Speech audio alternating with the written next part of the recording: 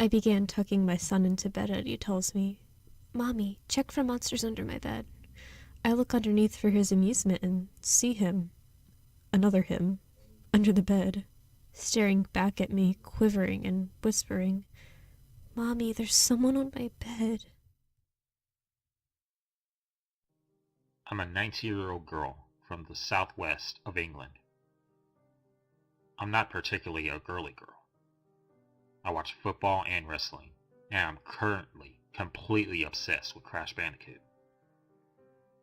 My friends think I'm too nice to people, and I need to learn when to tell someone to go away, which has definitely been proven in the last few years.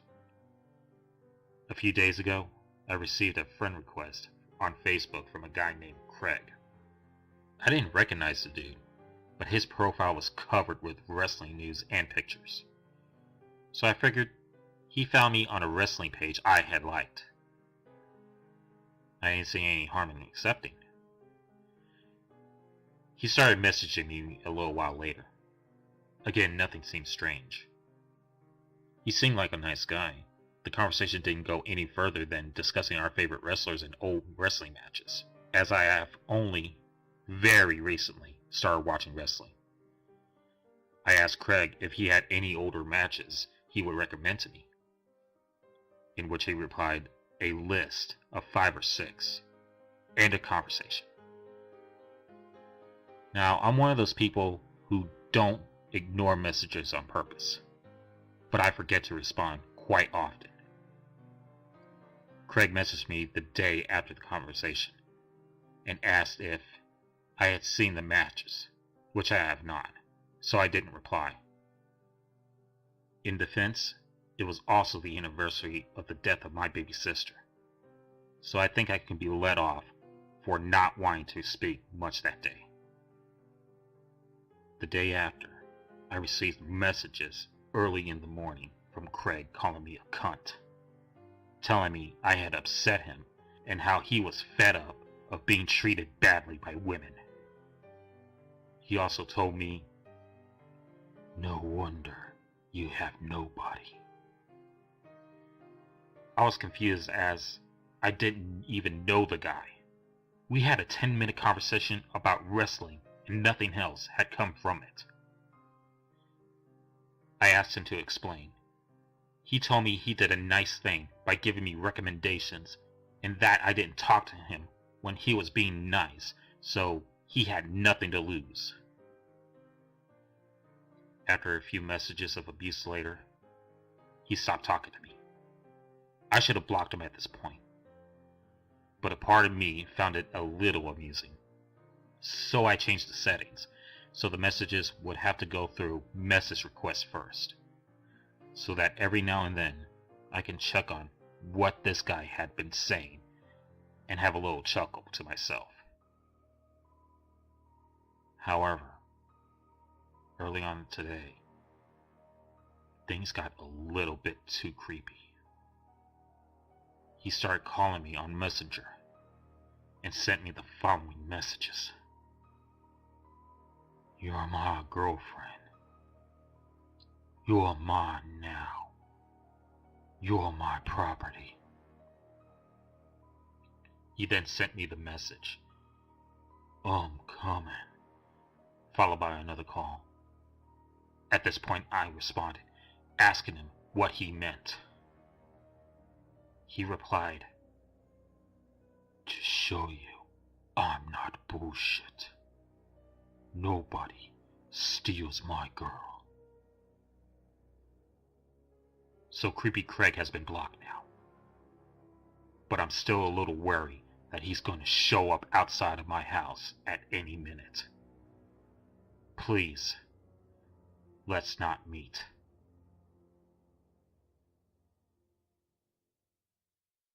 My husband asked me why I was breathing so heavily. I wasn't.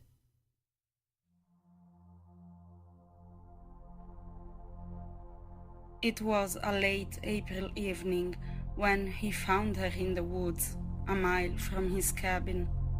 She was laying in the field, one of her 2 huge wings clearly broken. His eyes widened as he approached, seeing how her wings, her entire body glowed. As he approached, he could hear her muttering pain in a language that sounded sweet and beautiful, yet was utterly incomprehensible. It took him an hour to get her home. He laid her on the guest bed, stomach down, and did what he could to bandage her many cuts and wounds. Gold yellow liquid, was it blood, seeping out. He was cooking her soup when she awoke the next morning.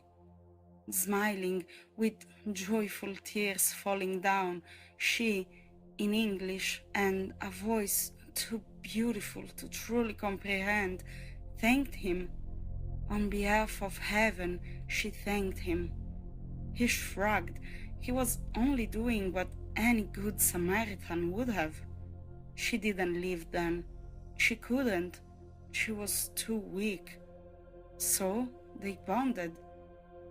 He fed her, a fair bit, trying to get her strength up, he had told her, and they talked over his dining table. She learned that he had been out here in the woods for the past 6 years. Society hadn't been good to him. An orphan and vagrant his whole life, he'd grown to despise human society, and society felt the same way toward him. It was all right, he said. He had everything he needed here. Besides, he'd left his old life, that he didn't like talking about, behind, back in the cities. She told him God loved him, that he'd always been loved. He listened, but didn't. He just fed her and nursed her back to health. Eventually, he started to feel things for her. She was truly lovely and truly divine, with her long, slightly curled golden hair and her brightly lit eyes that dripped with love. He almost began to reconsider his plan. Almost. The day she stepped outside, stretching her wings and readying for takeoff, was when he smashed her in the back of the head with a hammer, making her drop like a rag doll. It wasn't difficult cutting her up. Really, it was no different from all the people he'd done it to. Though he was not disappointed when he bit into the first batch of cooked meat. It was amazing. He'd never thought that this could exist. Human meat was nothing compared to this. Nothing. Hours later, he was finished eating, and a month later, he had eaten up all the meat he'd cooked of her. Hanging her wings' bones up on his wall as a trophy, he looked on them with pride. Yes, he'd left his old life behind, but something, Providence, had given him this delightful treat where he could refresh his old activities. For the rest of his life, he never forgot the taste of angel meat.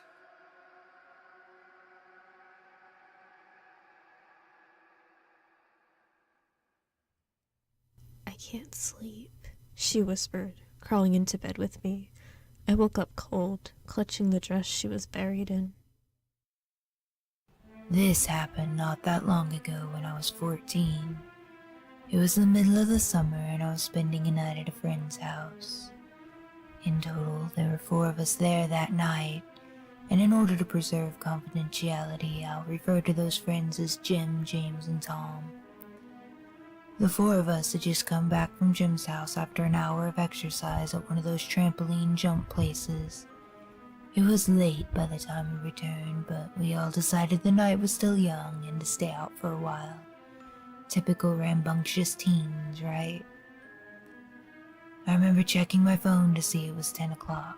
Now, I was always very precautious when it came to venturing through the late hours of night, especially in an unfamiliar area.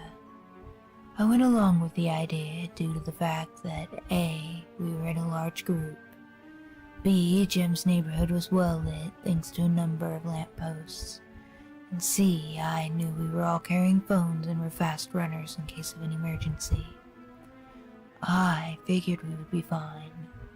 That was my first mistake.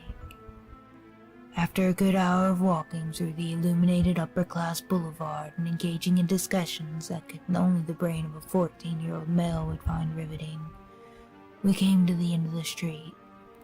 A rather dilapidated metal gate stood before us, in obscene contrast to the modern look of the previous houses. A particularly foreboding dead-end sign stared at the four of us. Beyond the obstacle was a barren expanse of ground and dirt piles. It looked as if it were in the vital stages of becoming a suburb. 3 of us stopped in our tracks, but Jim, oddly, kept walking. I piped up. Wait, Jim, we're leaving? But there's nothing out there but a bunch of dirt. No, there's another neighborhood back there. I pulled out my phone again and saw it was already 11. No wonder my legs had been getting tired. We'd been walking for an hour, albeit very slowly, but that plus the jumping from earlier was starting to take its toll. Luckily, James added, I dunno, dude. Why don't we just go back to your place and chill? It's getting late, bro. Jim had already hopped the gate when he said, Come on, guys, don't be wusses.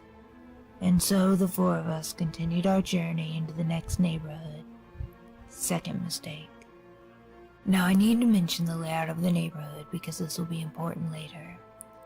While Jim's neighborhood was practically a giant circle, this place seemed to be just one single street. Though this wasn't the only difference. As soon as I set foot on the dark gravel of the road, I knew something wasn't right. I wasn't sure what it was at the time. Something just felt off. My senses can probably be attributed to the fact that the neighborhood was much darker.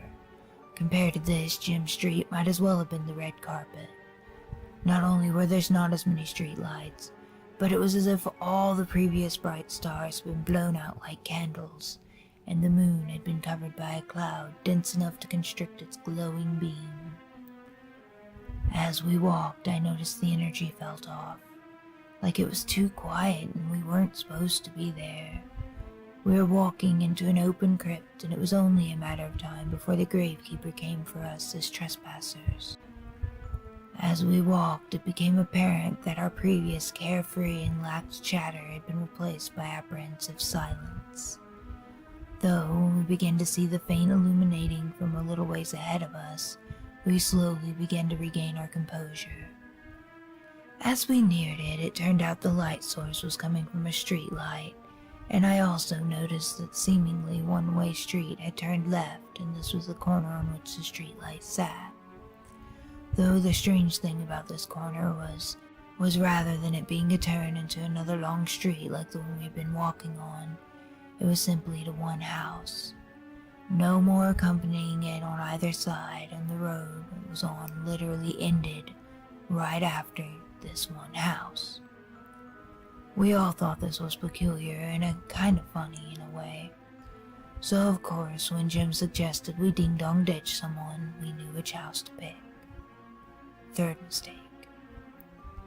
The actual process of the ditch went perfectly.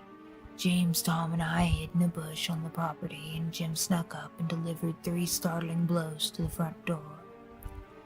Almost immediately after the knock, a light turned on inside the upstairs window.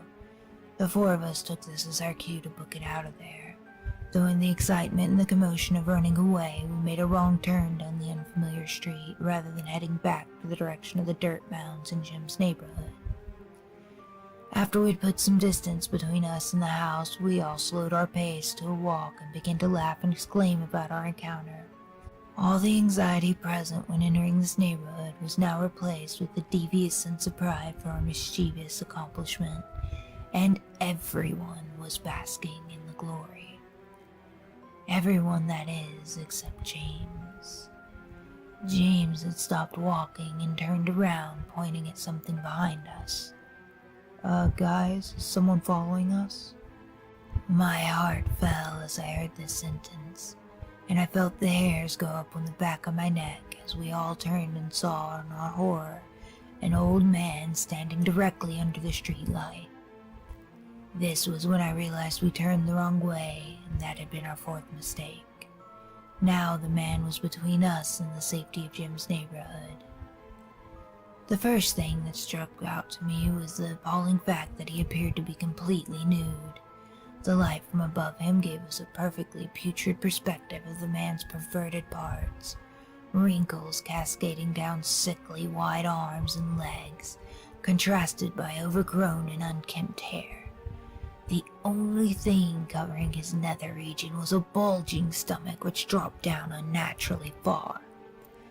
Though what bothered me the most was the fact that this dude was smiling right at us, his rictus grin containing teeth so yellow I could observe them from roughly 75 yards away. The man stayed completely still and looked at us, his neck ever so slightly tilted awkwardly to one side. All four of us were frozen in place, not definitely believing what we were seeing. After a solid minute, to our relief, the man turned and began to walk away back to his house. I breathed a small sigh of relief, but this calm was short-lived when I realized the man was walking backwards directly towards us. It didn't take long for the other three to see through the illusion, or the fact that he was gaining unnaturally quick. We bolted. Any soreness in my legs before disappeared as my mind took over. I began to run and plan through my mind. I remember thinking this neighborhood was most likely the same as Jim's, and eventually curled around in a full circle. No such luck. The four of us saw in the horizon the disheartening shape of another dead-end sign, but this time it was followed by a forest area with plants too dense to fit through. We were trapped. At this point, we had begun to hear yelling behind us. I couldn't make out what he was saying, but it sounded oddly like a woman's voice, and I remember that threatening proximity of his calls made my eyes moisten with fear. I glanced back and saw the man was still a ways behind us, but now he turned and was sprinting as well. As we neared the dead end, I noticed that there were still houses to either side of us. Now I had a plan. I ran to the front of our group as we arrived at the gate and told everyone to follow me. We turned into the yard of the final house on the left side, seeing that the man was still about 4 houses away. I led us to the backyard where there were a tall row of pines and instructed everyone to put their hoods up. From our location, we could look in between the houses to see the side of the road the man was running on. "Okay," I whispered. "We wait here and watch in between those houses. As soon as we see him pass, we book it through there and back to Jim's." Everyone seemed to agree with the plan, so we all began watching and waiting. Not 2 minutes in, a shiver ran down my spine as we heard the same voice from before in the backyard with us.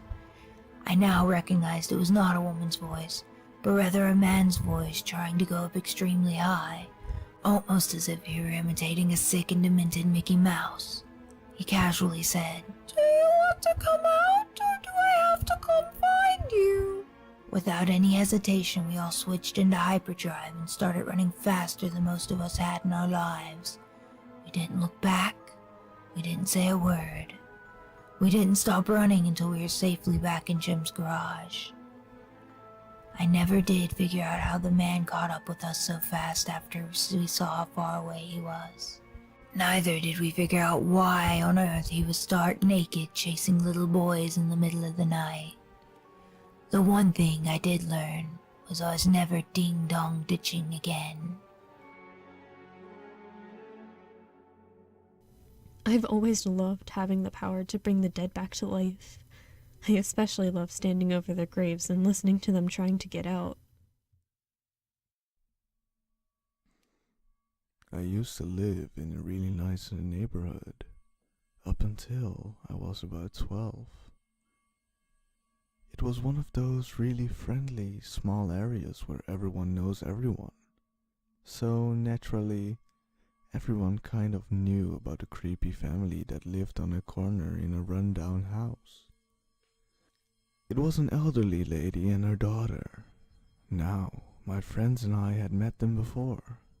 We sang Christmas carols around the neighborhood at around 8 years old, and we also went up to this one house. The older lady was sweet and really welcoming of us, while the middle-aged daughter scowled at us from behind. It was pretty much known that the daughter had some very deep psychological issues. These only got worse when the elderly lady died, as the daughter pretty much deteriorated completely as a human. We would hear screaming throughout the night coming from her house. And there would be times that she would sit out on her porch without a shirt on, talking to herself.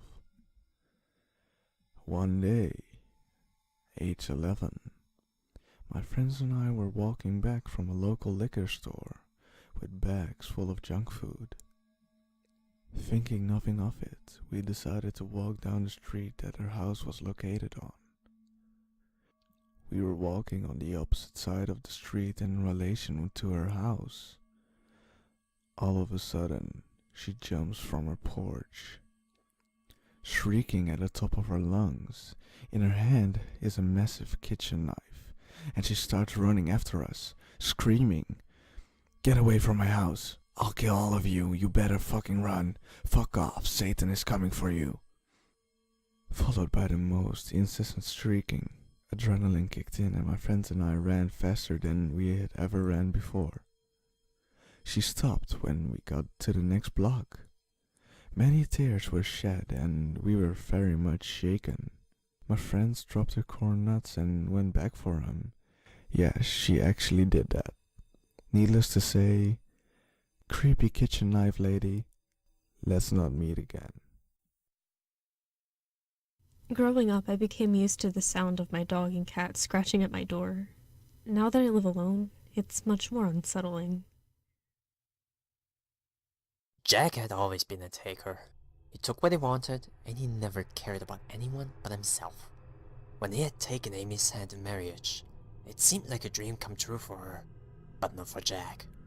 One day, Amy came home to find Jack with a distant co-worker. She recognized her from another section, a butterfly tattoo on her shoulder.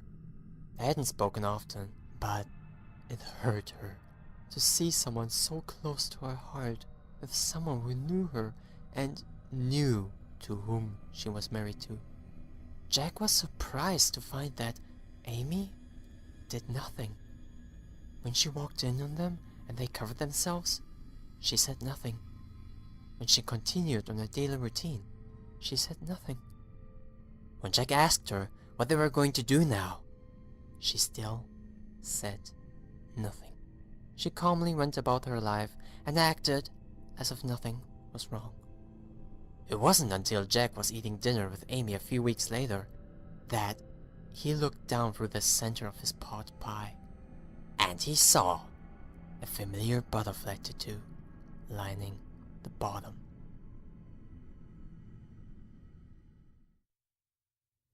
They celebrated the first successful cryogenic freezing. He had no way of letting them know that he was still conscious, though. Great! Pancakes again. I'm so goddamn sick of pancakes, you wouldn't believe it. And they aren't even that good by pancake standards. You could get these at IHOP. In fact, I think these definitely must be from IHOP. The way the dense patties just soak up the maple-flavored corn syrup like an old dish sponge. The taste isn't much better than an old dish sponge, tell you what. And God forbid you don't eat the entire plate. Nobody can leave until everyone is finished. We're crammed against each other at these tiny little tables, shoveling forkful after forkful into our gullets. It's like some sort of breakfast gulag. Oh, and I cannot tell you how excited I am for later today, when we get to play ping pong some more. I'm actually getting pretty good at ping pong, considering it's all we ever do around here. At least I think I'm getting good. You can never tell for certain since we don't play for points. If we did, I'd probably be somewhere in the billions by now. See, when I died, I was so stoked to have gotten into heaven. I mean, I looked at porn just like the rest of us, and surely I must have coveted my neighbor's wife now and then. But by the third day of breakfast, for breakfast, lunch, and dinner, I started to catch on. God's like that cool stepdad who doesn't really understand his kids, but still tries to gain their approval. He knows that humans like pancakes, and ping pong is one of Earth's most popular sports, or so I've been told. So there you have it, pancakes and ping pong all day, every day, for an eternity. Every few lifetimes someone will crack. The ones who have been here the longest, some for millions of years. This one guy during breakfast chucked his plate right across the table. I can't take it anymore! It's the same fucking meal every day! Fuck you, God! Oh, let me tell you, it was a sight to see. But like every stepfather, he lashes out when his children are unappreciative. We don't see that guy any longer. He got sent to hell. You could hear him crying and blubbering right until the floor beneath his feet turned to vapor and he fell straight through. Once the sounds of his panic screaming faded, we all went right back to eating. Everybody breaks eventually, but not me.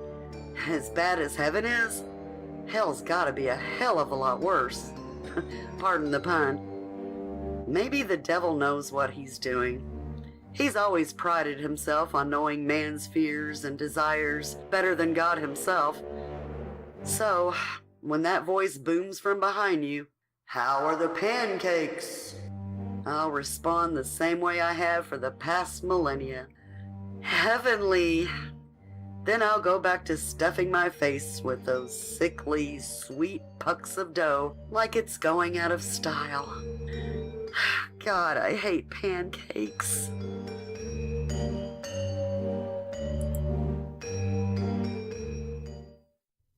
Being buried alive was bad enough. Realizing I wasn't alone in my own grave made it way worse. Come in, friend, and take a seat. My name, well, you can call me Jack. I run this establishment. I've been working this bar for the better part of 100 years. Got a nice stage. We got entertainment later, if you're sticking around. Well, do you have time for a drink? Okay. What was that? The 100 years thing? Yeah, friend. I'm a little older than I look. I'm a demon. I can tell from your expression that you never quite bumped into one of us before. But I assure you we do exist. I guarantee that by the end of this conversation, I'll have swung your opinion. Don't worry. Don't worry. I'm not a threat. That would hardly be good for business.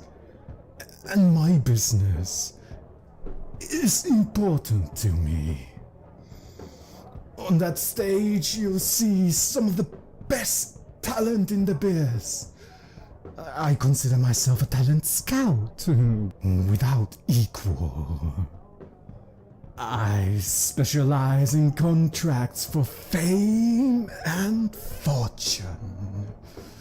I can give the lucky individual 10 years of their dreams and then I come to collect. In return, they play at my club for the rest of eternity. They almost never think twice. One catch, though. I can only make this deal with them whilst they are 17. I don't know why. I don't make the rules. Who do I have? Well, you probably know a few of them. The first guy I signed was something really special. Created an entire genre by himself, he did. Kid by the name of Robert. A real demon on the guitar, if you pardon the pun. It seems everyone and his brother knew about our deal, though. Yeah, the crossroads thing. Well, it did make the subject easier when I was talking to later pitchers. Thing with Robert is he wasn't quite ready to give it up when I came to collect. So I had to grease the wheel, so to speak. Strychnine poisoning can be incredibly painful, or at least so I hear. This is the thing. They are happy for the trade at 17, but the moment they hit 27, it just starts to consume them. It becomes all they can think about. Some will use it to drive them to write as much as they can. Others will try and use as many distractions as possible to not think about it. Yeah, you know, like drugs, alcohol, women. The good things in life. Neither you feel there, champ. I mean, this one guy, Kurt. Oh, now he's surprised me. He worked out how to summon me. Against my will, no less. Yanked me right into his goddamn front room. Just as I'm about to give the shaky-haired fool a piece of my mind, he pulls out a shotgun and says that he's breaking the deal. I blew his brains out right there in front of me. I mean, come on. For real? The deals are binding. Killing yourself just gets you here faster. I am a freaking demon. My kind invented fine print. Oh, another cat I should mention is Jimmy. Jimmy was a rare one, I tell you. The kid was stripping so hard when he got here. It took us a week to convince him he was actually dead. All he cared about was as long as he had a guitar to play. Now he plays every Friday night. Packs the place out every time. What? Come on, I've worked hard for them, and now they work hard for me. This bar is something I take great pride in. I have some of the best entertainment in the world, and here I showcase it to any who know how to get here. Oh, you don't remember how you got here? Oh yeah, I've been meaning to talk to you about that one. Something tells me you've got a little more free time than you realize. So how about it? Fancy another drink? There was a picture of me sleeping on my phone. I live alone. A man went to a hotel. and walked up to the front desk to check in. The woman at the desk gave him his key and told him that on the way to his room, there was a door with no number that was locked and no one was allowed in there. She explained that it was a storeroom and that it was out of bounds. She reminded him of this several times before allowing him upstairs. So he followed the instructions of the woman at the front desk, going straight to his room and going to bed. However, the insistence of the woman had piqued his curiosity. So the next night, he walked down the hall to the room and tried the handle. Sure enough, it was locked. He bent down and looked through the wide keyhole. Cold air passed through it, chilling his eye. What he saw was a hotel bedroom like his, and in the corner was a woman whose skin was incredibly pale. She was leaning her head against the wall, facing away from the door. He stared in confusion for a while. Was this a celebrity? The owner's daughter? He almost knocked on the door out of curiosity, but decided not to. As he was looking, the woman turned sharply, and he jumped back from the door, hoping she would not suspect that he had been spying on her.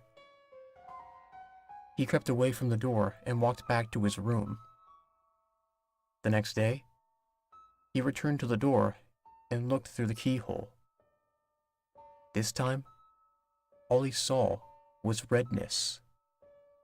He couldn't make anything out, besides a distinct red color. Unmoving. Perhaps the inhabitants of the room knew he was spying the night before, and she had blocked the keyhole with something red. He felt embarrassed that he had made the woman so uncomfortable, and hoped she had not made a complaint with the woman on the front desk. At this point, he decided to consult her for more information. She sighed and said, "Did you look through the keyhole?" The man told her that he had, and she said, "Well, I might as well tell you the story of what happened in that room. A long time ago, a man murdered his wife in there. And we find that even now, whoever stays there gets very uncomfortable. But these people were not ordinary. They were white all over, except for their eyes, which were red." I woke up to hear knocking on glass. At first I thought it was the window, until I heard it coming from the mirror again. A bomb went off in the city. It happened Monday. Today is Thursday. My dad was there. He hasn't come back yet. I've been sitting at the window every day waiting for him to come home.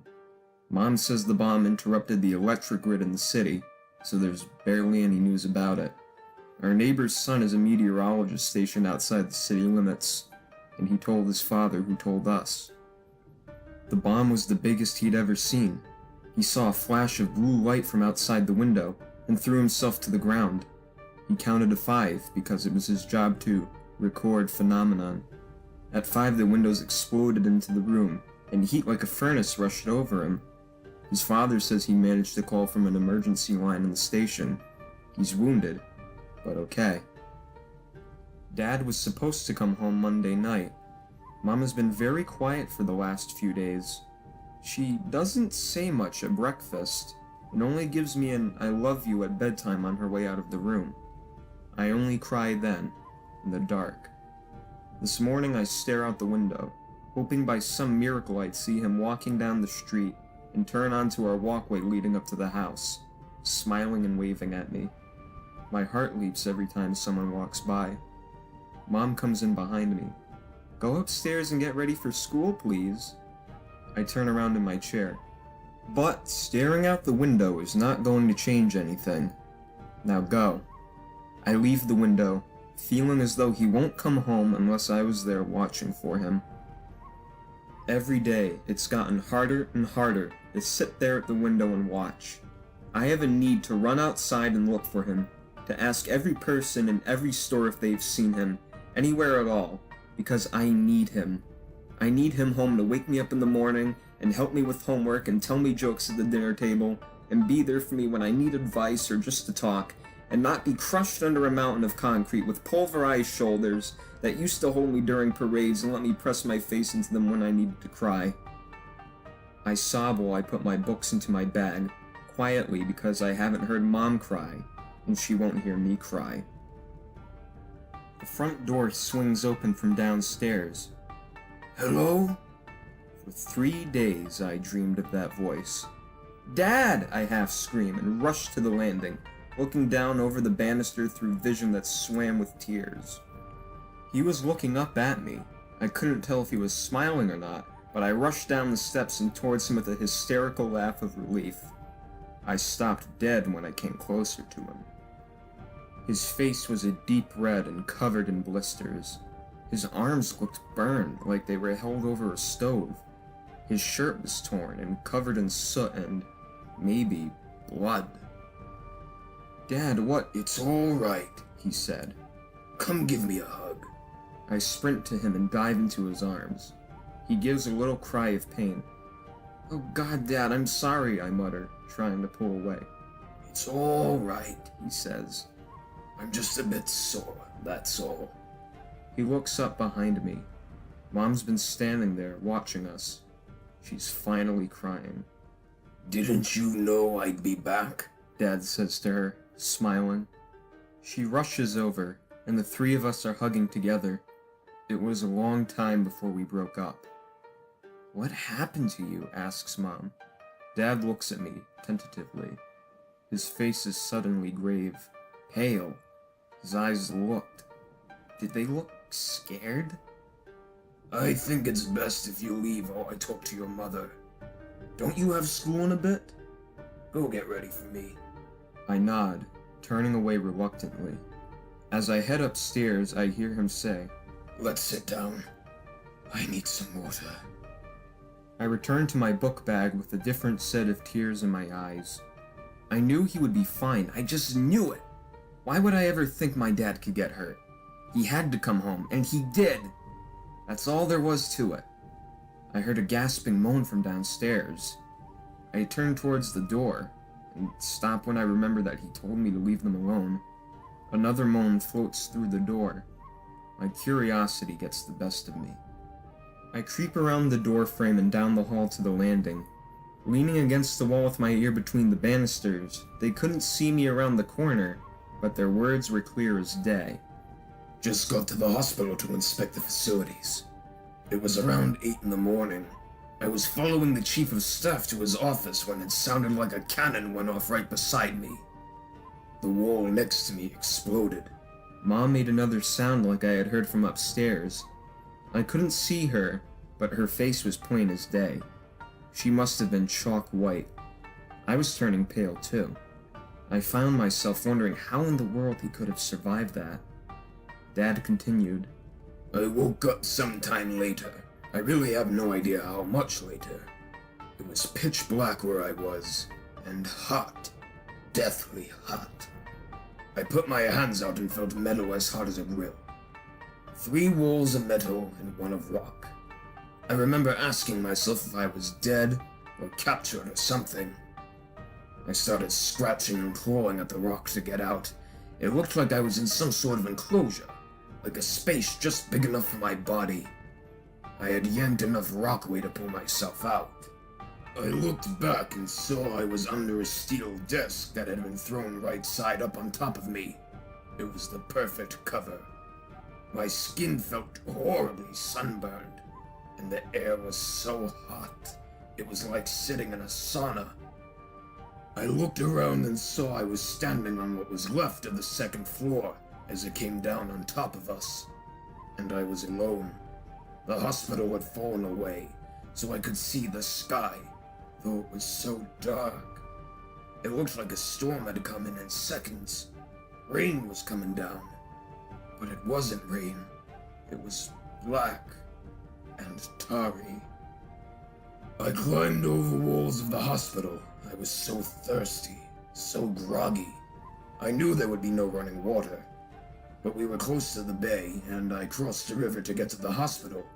So I started making my way back there. I was so lucky to be close to the city limits. I doubt anyone in downtown survived the collapse of those huge buildings. But almost every building here was destroyed, and the ones that weren't burning. At first, I didn't see a single person. Then I came across a mother and her baby under an awning of concrete. It was hellish. The woman, her skin was peeling off in sheets. Her eyes were a bright gold white. They must have been bleached from looking at the explosion. Her baby was charred black. It looked rubbery in her arms. She was staring straight ahead. The skin hanging off her arms was translucent, like the wings of a fly. The shock on her face made me nauseous. I called out to her, but she didn't hear me. I doubted that she would. She was probably deaf from being outside for the blast. I closed my eyes. What he was saying scared me. I didn't want to be here, but I was frozen against the wall, helpless to hear. As I got closer to the riverside, I saw more and more people. Some on their feet, some lying like rag dolls, some whose body parts were just barely sticking out of the rubble. The people on the ground were so burned they were swelling up. They looked like black rubber dolls. When I got to the river, He stopped, choking on his words. Mom was dead silent now. I could imagine her dread is keeping her from even moaning. My heart is hammering right now. As I listen, I see with clarity the ghastly sights my father had seen. The images burned into my mind's eye. I saw hundreds, literally hundreds of corpses, covering the banks of the river, piled on top of one another, trying to get a last drink. There were corpses floating down the river, too. I saw a woman pass who looked like she was wearing a long white cloth belt that was billowing out behind her. I got closer and realized it was her intestines, whitened by the water. On the other side of the river, there were these large mounds piled up against the ruined walls facing the explosion, and people were standing around them, pulling them apart. They were looking for their loved ones inside mounds of human beings. I saw children there, on their knees, screaming into the mounds, "Daddy, are you in there? Mommy, please come out!" I stood there, behind the bodies bordering the river like black and red sandbags, watching people float by, watching people dig into mountains of humans, watching people collapse where they stood, watching people with burst-out organs try and fit them back in, watching a man with eyes burned out of his head as he asked, "Is anyone there? Please, kill me."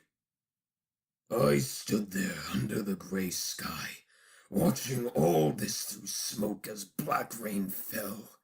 And you know what I realized? I realized that, in all my thoughts, all my dreams of what hell might look like, I could never have imagined anything like this. I guess I didn't need to, though.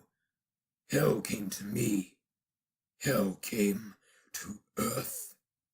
I stood for a long, long time after that. My back was still against the wall. The grotesque images swarm in front of me, as if at the end of a black tunnel, the women writhing, the men pleading for death, the corpses grinning up at me as they floated by. My shirt peeled off the wall as I ran to the bathroom. I bolted to the toilet and promptly vomited into the basin. My eyes felt like they would burst under the pressure of my undigested breakfast. The monsters I picture when I swing my closet door open or look under my bed from on top, expecting to see a set of dripping white teeth over two glaring red eyes, those monsters are nothing now. Nothing compared to these horrors. These people, They're real, and the ones who caused them this, there couldn't be anything more evil in this world. I kneeled, dazed, over the bowl for minutes. I came out of it only when Mom knocked on the door and told me in a quiet voice that I would be late for school if I didn't hurry. 35 minutes later, I was sitting in class before the teacher came in. Before I had left the house, I hugged my dad, who had fallen asleep on the couch where he sat. His face looked very lined, very tired under his blisters. He looked older. I hated thinking of him that way, but I couldn't stop myself. I came out of it slightly when the teacher came in at 11 o'clock, shushing the chattering class. He wrote the month and then 9th on the board before turning to us. Kids, he said, I know things have been pretty scary these last couple days, but we all need to remember to keep calm, okay? It's especially important to obey your curfews, and not to cause ruckus of any type. I'm talking, of course, about the incident that happened last night. It seems someone has defaced the school sign outside. You may have seen it on your way in this morning. Now, I hope the perpetrator is not part of my class, but if he or she is here, I ask that they come forward and confess. It doesn't have to be now, but it has to be today. I had seen the sign. The janitor was out there as we came in, scrubbing at the sign. It was faint, but we could still see the word sucks underneath Nagasaki Elementary School. Outside the windows, a blue light explodes across the sky.